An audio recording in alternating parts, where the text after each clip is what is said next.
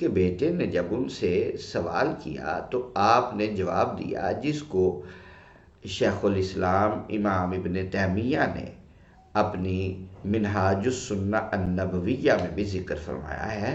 کہنے لگے یا بنیا وَهَلْ يَتَوَلَّى يَزِيدُ أَحْمَدُ يُؤْمِنُ بِاللَّهِ وَلِمَ لَا يَلْعَنُ مَنْ لَعَنَهُ اللَّهُ فِي كِتَابِهِ.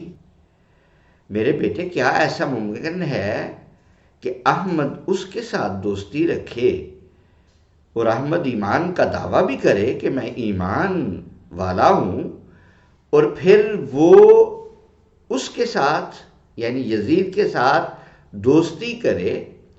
تو ایسے شخص پر لما لا یلن من لعنہ اللہ فی کتابی، تو پھر یعنی احمد اس پر لعنت کیوں نہ کرے جس پر اللہ تعالیٰ نے اپنی کتاب میں لعنت کی ہے. فقلت، ان کے بیٹے کہتے ہیں وَأَيْنَ لَعَنَ اللَّهُ يَزِيدُ فِي كِتَابِهِ، اللہ تعالیٰ نے یزید پر اپنی کتاب میں لعنت کہاں کی ہے؟ سوال تو بڑا ویلڈ تھا، کیونکہ یزید تو بعد میں آنے والی چیز ہے اور قرآن پاک تو پہلے کا نازل ہو چکا ہے، مکمل ہو چکا ہے.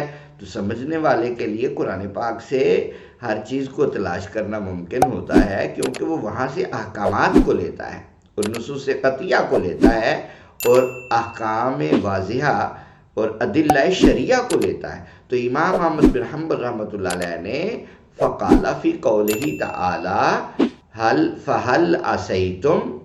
فہل عصیتم ان تولیتم ان تفسدوا فی الارض وتقطعوا ارحامکم اولئک الذین لعنہم اللہ فاسمہم واعمی ابصارہم. یہ سورہ محمد ہے، 47ویں نمبر سورت ہے، 22 اور 23 نمبر آیت ہے. یہ آیت پڑھنے کے بعد وہ کہنے لگے فَهَلْ يَكُونُ فَسَادُ أَعْظَمُ مِنَ الْقَتْلِ. میرے بیٹے، اللہ رب العزت نے قرآن پاک میں یہ ارشاد فرمایا ہے، اے منافقو، تم سے توقع یہی ہے کہ اگر تم قتال سے گریز کر کے بچ نکلو اور حکومت حاصل کر لو تو تم زمین میں فساد ہی برپا کرو گے اور اپنے ان قرابتی رشتوں کو توڑ ڈالو گے جن کے بارے میں اللہ اور اس کے رسول صلی اللہ علیہ وآلہ وسلم نے مواصلت یعنی جوڑنے اور مودت کا حکم دیا ہے.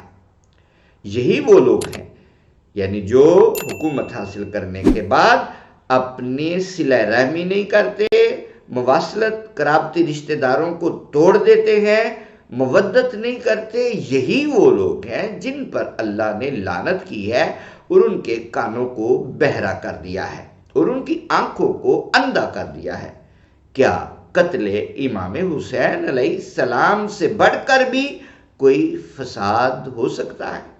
تو انہوں نے قرآن پاک سے ثابت کیا کہ اس سے بڑا فسادی کوئی نہیں تھا. تو اتنے بڑے فسادی کو اللہ تعالیٰ نے قرآن پاک میں اس پر لعنت بھیجی ہے.